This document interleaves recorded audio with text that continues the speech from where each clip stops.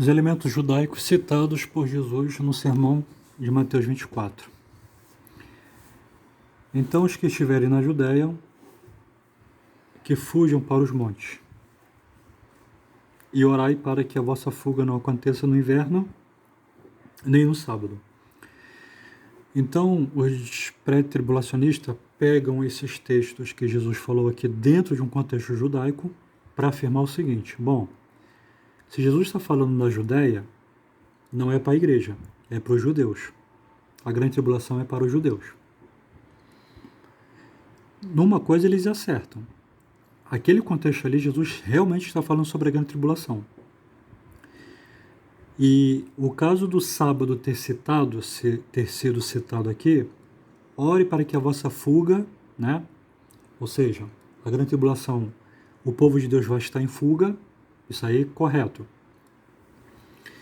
Não aconteça no inverno nem no sábado. Aí eles falam assim, quem guarda o sábado? Os judeus. Então, o contexto da grande tribulação não é para os gentios, é para os judeus.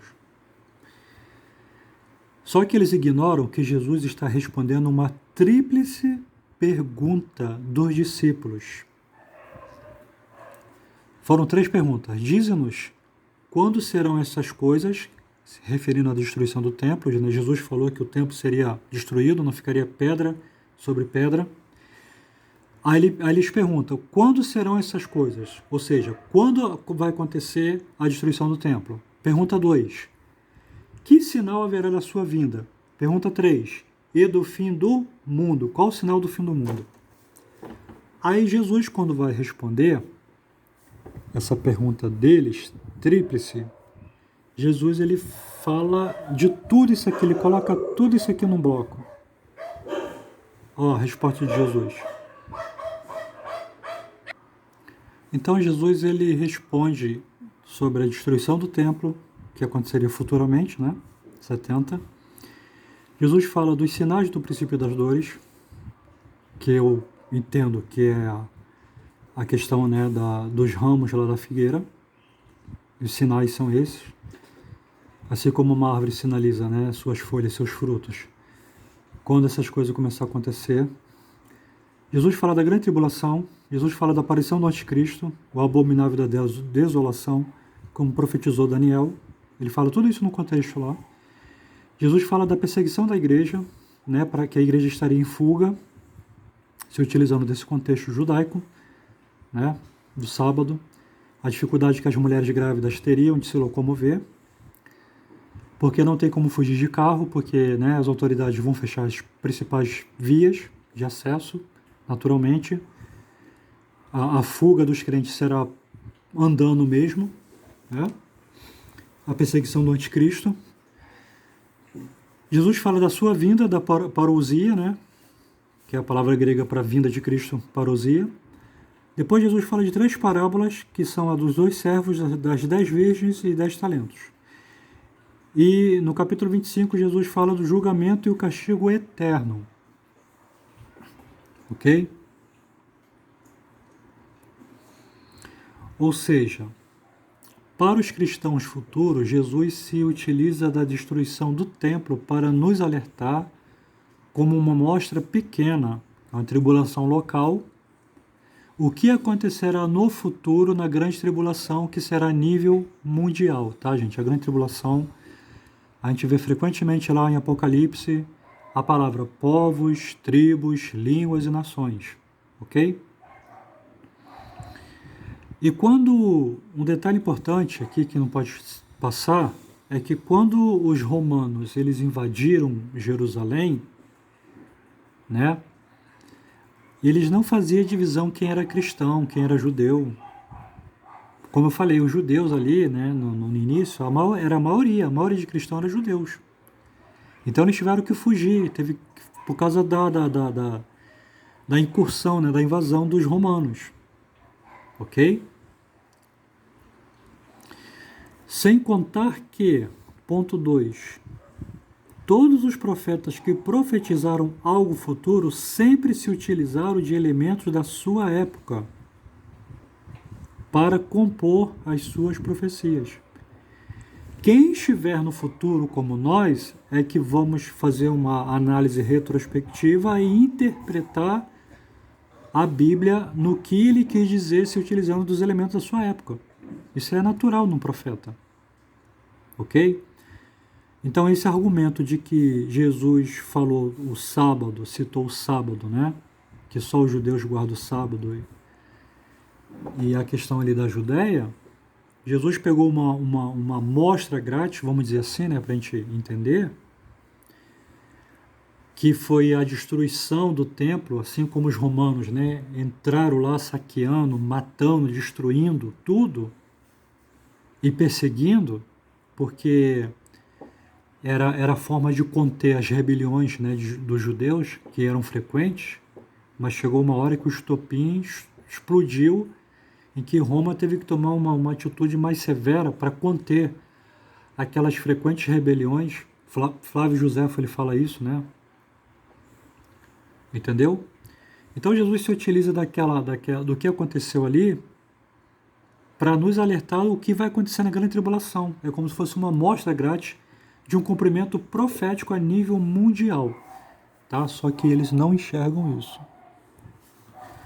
A iminência. Um dos argumentos do pré-tribulacionista é que se Jesus voltasse apenas depois da grande tribulação, a igreja estaria acompanhando os fatos e teria condições de se orientar e prever o tempo do seu retorno. Gente, o próprio Jesus ele nos alertou através dos sinais o tempo do seu retorno. Ele respondeu aos discípulos lá em Mateus 24. Eles perguntaram, Senhor, que sinal haverá da sua vinda? Aí Jesus cita um monte de sinal, ou seja, a igreja ela vai estar sabendo sim. Através dos sinais, a igreja vai fazer uma leitura, vai processar e vai comparar com as profecias, principalmente com o sermão escatológico de Mateus 24, e vai saber que Jesus está vindo. Só que isso vai ser mais intenso na grande tribulação, né? Isso iria contrariar o que Jesus falou sobre o tempo do seu retorno. Ninguém, nem os anjos, nem o Filho, né? Mas somente o Pai.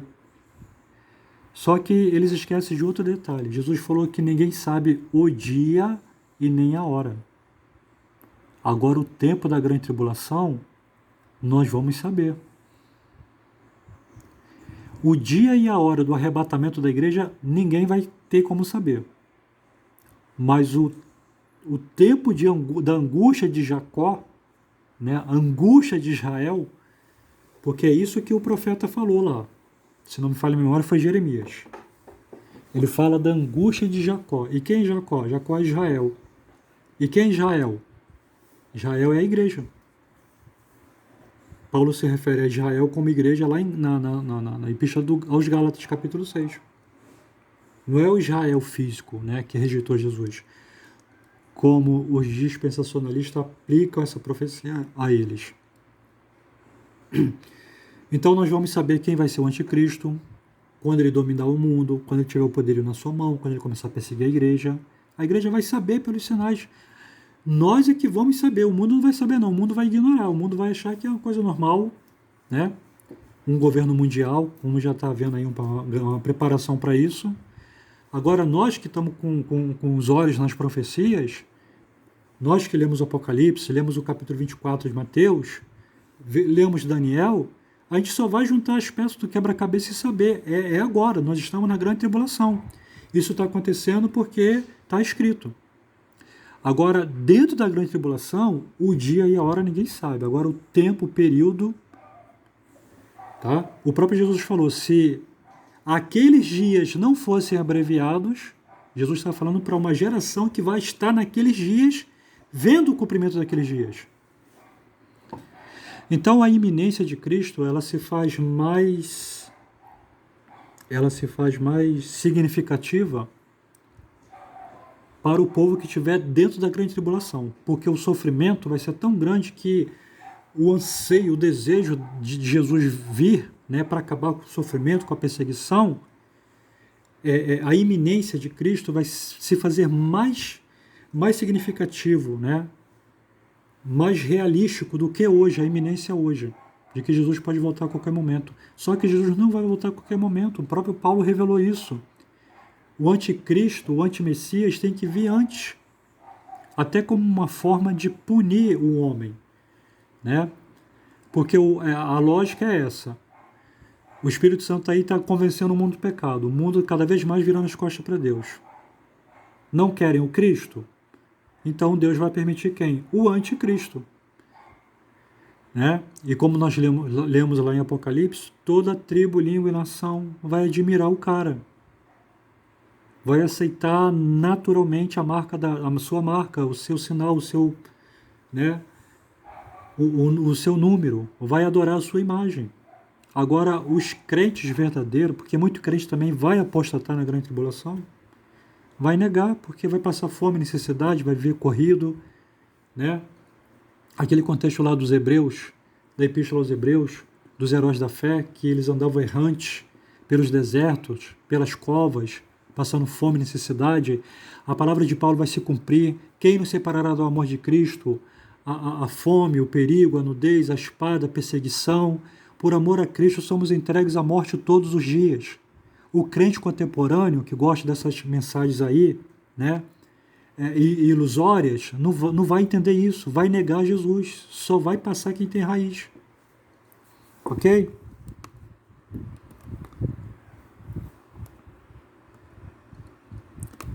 A história do pré-tribulacionismo. John Nelson Darby. Ele é considerado o pai do dispensacionalismo. Alguns dizem que Darby aprendeu o pré-tribulacionismo, desenvolveu, né, o dispensacionalismo a partir de Edward Irving. Tá?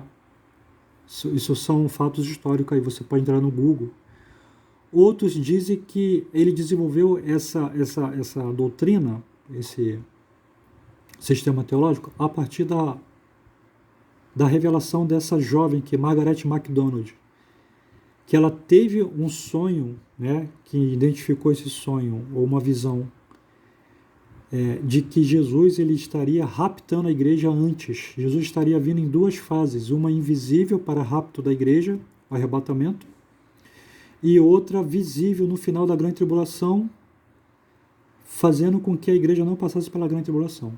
Os pré-tribulacionistas, eles negam isso, tá? Mas, se você procurar aí no Google, você vai ver esses dados históricos e coisas até anteriores ao Eduardo Irving. Tá? Mas esse cara aqui, ele é considerado o pai do dispensacionalismo pré-tribulacionismo. Depois veio o Cyrus Scofield, né, que aceitou essa doutrina, e ele foi o responsável por divulgar, né, de tornar público essa questão do dispensacionalismo, tá? Desse sistema teológico dispensacionalista, em que tem aqui o pai dele, que é o Darby, tá, gente? Então nós temos aí a Bíblia de Estudo Scofield, ok? Que ele aqui que foi o autor, né, dessa Bíblia de Estudo aí, com notas interpretativas no rodapé do Darby, ok? Então essa aí é um pouco da história do dispensacionalismo. Uma coisa interessante, o dispensacionalismo seria uma redescoberta de uma nova doutrina? Ou de uma doutrina que já estava lá e ninguém nunca percebeu? Porque, veja bem, até o século XIX, a interpretação predominante cristã sobre o arrebatamento sempre foi a histórica, ok? Ou seja, a pós-tribulacionista, em que Jesus viria apenas uma vez e logo após a grande tribulação. Sendo assim, a igreja estará presente, passando pela grande tribulação, como afirma os respectivos textos, que nós vamos ver agora. Ok? Mateus 24:15, sermão escatológico. Quando, pois, virdes que a abominação da desolação de quem falou o profeta Daniel está no lugar santo, Quem lê, entenda. Ok? Esse lugar santo nós só vamos ver quando chegar a hora. Os dispensacionalistas atribuem isso ao templo, que será reerguido. Tá? Mas os intérpretes históricos acreditam que a abominação será a apostasia da igreja, a desolação. Ok? Ou seja, muitas igrejas, muitos crentes vão se aliar ao anticristo. Isso vai ser abominável diante de Deus, a apostasia generalizada da igreja. Para mim, essa interpretação faz mais sentido. O fato do templo ser reerguido pode ser uma mera coincidência. E se aqueles dias não fossem abreviados da grande tribulação, nenhuma carne se salvaria. Ou seja, aqui nós vemos aqui um conteúdo de que será muito intenso o sofrimento nesse período. Mas, por causa dos eleitos, dos escolhidos, serão abreviados aqueles dias. Por que Deus vai encurtar o período da grande tribulação? Por causa dos eleitos, por causa da igreja. Para que a igreja não se perca. Porque o sofrimento vai ser grande. Ok? A perseguição contra a igreja. Não a ira de Deus caindo sobre nós, os juízos, os castigos, as pestes, as pragas que vão atingir somente os ímpios, não nós. Mas como Jesus falou, ore para que a vossa fuga não aconteça em dias de dificuldade. A dificuldade que uma grávida vai ter, uma mãe amamentando, ter que fugir, correr, se esconder, viver na selva, viver no mato, escondido das autoridades. Tá? A igreja vai estar em fuga. Não pode negar a Cristo. Fugir pode. Botou a mão, você é cristão? Sou. Vai morrer? Problema, mata. É assim. Lembra de Paulo. Por amor, somos entregues à morte todos os dias, por amor a Ele. Ele morreu por nós, vai chegar o tempo de nós morrermos por Ele. E isto é honra. Ok? Se nós não formos cheios do Espírito Santo hoje, nós vamos negá-lo o Senhor facilmente. Outro texto. Portanto, se vos disserem, eis que ele está no deserto, não saiais. Os crentes vão estar aqui na grande tribulação. E se alguém disser, né, aqui é o contexto da grande tribulação, se alguém disser que Jesus está no deserto, não ir atrás, não acreditar. Porque os crentes vão estar na grande tribulação.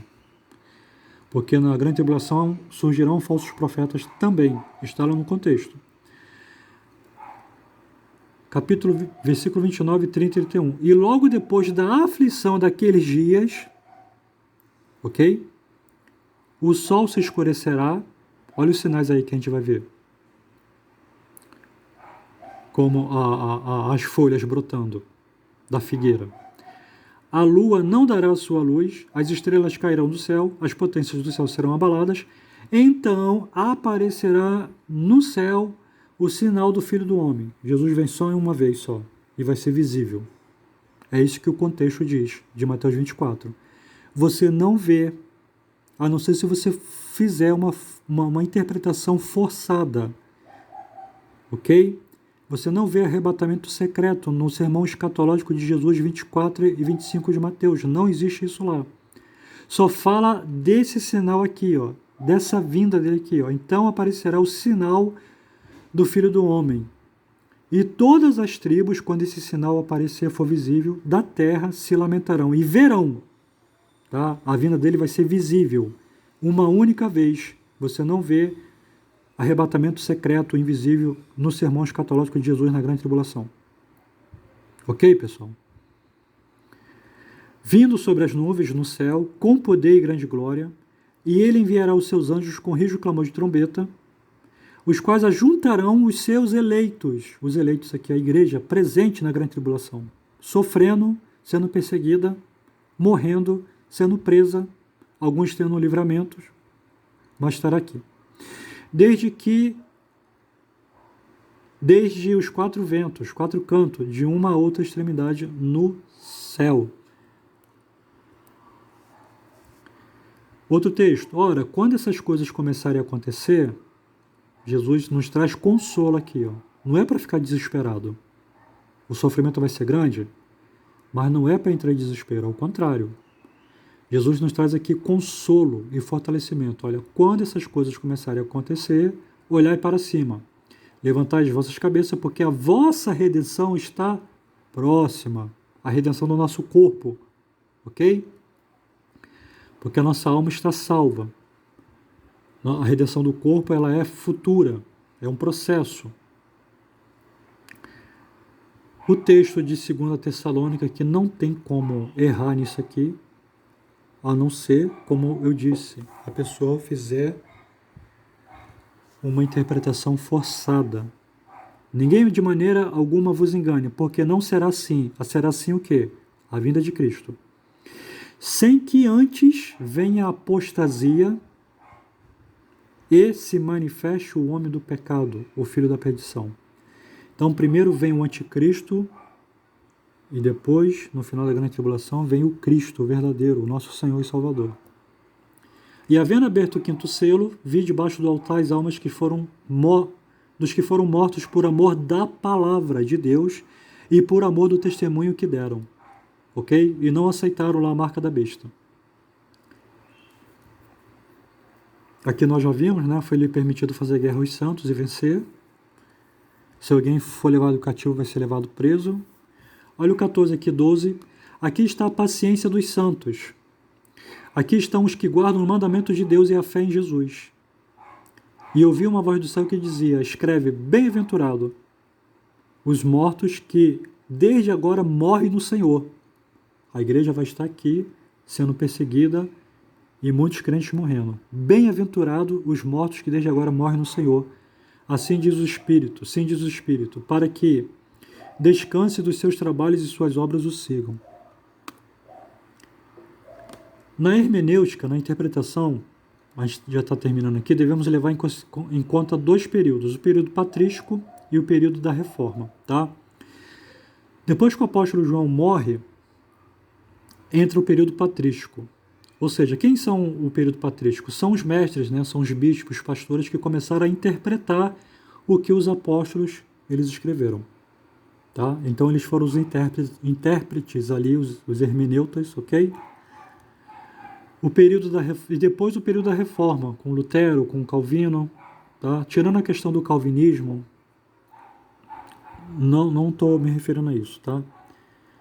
Calvino ele teve a sua importância, foi da segunda onda, né, da reforma, foi um grande intérprete, tirando essa questão da soteriologia. Né? Há quem diga até que o próprio Calvino não era calvinista, quem se tornou calvinista foram os seguidores dele, mas enfim. O assunto aqui não é soteriologia, mas é pré-tribulacionismo, escatologia. Então, gente, olha só. Olha o que Paulo fala aos Efésios. Ele mesmo deu uns para apóstolos, outros para profetas. Isso aqui são os dons ministeriais. São classificados assim. E outros para evangelistas e outros para pastores e doutores ou mestres. Tá? Esse ministério aqui de doutor ou mestre são os intérpretes, são as pessoas que Deus ele dota de uma capacidade para interpretar, entender e explicar as escrituras. Ok? Agora, a pergunta que não quer calar. Por que Deus ele iria deixar a igreja 18 séculos sem o entendimento do arrebatamento? Porque essa questão do pré-tribulacionismo, do arrebatamento secreto antes da tribulação, isso começou a ser divulgado a partir do século XIX. Nós temos menos de 200 anos. Aí você compara 200 anos de interpretação a partir de um homem, ok? Com todos os pais da igreja que eles não interpretaram arrebatamento secreto, pré-tribulacional, eles não acreditavam nisso. Os reformadores não acreditaram nisso, como vimos aí no estudo. A interpretação era que Jesus vinha apenas uma única vez e depois da grande tribulação, e que a igreja estaria presente na grande tribulação. seria a igreja dos últimos dias. Aí cabe a você a escolher, né, através desse fato histórico aqui, se você vai confiar em uma doutrina que foi inventada por um homem, ou alguns homens, poucos, né, no século XIX, uma doutrina que tem menos de 200 anos, e você vai desprezar 1.800 anos de interpretação bíblica. Em quem você vai confiar? Tá? Porque essa doutrina ela é nova. Há quem diga, eu já vi dispensacionalista falar, que já houve parte da igreja que acreditava num arrebatamento pré-tribulacional. Tá? Porém, eles não tiveram voz, eles não foram reconhecidos. Tá? A doutrina, como foi falado no estudo, que sempre predominou foi a histórica, ok? Desde os pais da igreja, do período patrístico, até o período da reforma, foi que Jesus vai vir apenas uma só vez, no final da grande tribulação. Tá, gente? Eu vejo assim, não teria sentido Jesus ensinar todo aquele sermão escatológico se a igreja não estivesse nela. Né? Mas como os dispensacionalistas eles não podem ir contra um texto tão claro, eles atribuem o quê? Que é a nação de Israel. Só que a teologia paulina diz que Deus só tem um povo. Deus não tem dois povos. Então Deus ele não iria arrebatar a igreja, né? E deixar para tratar com a nação de Israel na grande tribulação somente. Não tem sentido isso. Você não vê texto nenhum na Bíblia dizendo que Jesus vai vir em duas fases. Jesus vai vir primeiramente de forma invisível para arrebatar a igreja. Você não vê isso. Eles pegam alguns textos e interpretam dessa maneira. Então, é importante nós avaliarmos, analisarmos se os textos, né, foi o que eu procurei fazer aqui nesse breve estudo, se os textos citados por ele fazem esse sentido. Como nós vimos, existem muitos textos ali que são ambíguos. Pode ser tanto uma coisa quanto a outra. Ok? Então, irmãos, qualquer dúvida é só entrar em contato. A gente não precisa brigar, né? Eu já fui um pré-tribulacionista, não por uma convicção hermenêutica interpretativa, mas porque eu herdei da denominação que eu faço parte. Mas quando eu comecei a estudar escatologia, eu comecei a comparar os textos e comecei a perceber que todos esses textos, a maioria esmagadora, tá, do arrebatamento pré-tribulacional não faz sentido. Não é isso que o texto quer dizer. E o que, quando você lê Mateus 24, você percebe realmente que a igreja estará ali, de que Jesus falou para um povo, né, está preparado, porque qualquer geração dessa que passou, como pode ser a nossa, a gente pode ser a geração da grande tribulação. Por isso a igreja tinha que estar sempre em alerta. Embora Jesus não voltou, né, alguns anos atrás, décadas, o povo tem que estar sempre preparado para a sua vinda. Ser fiel a ele até a morte.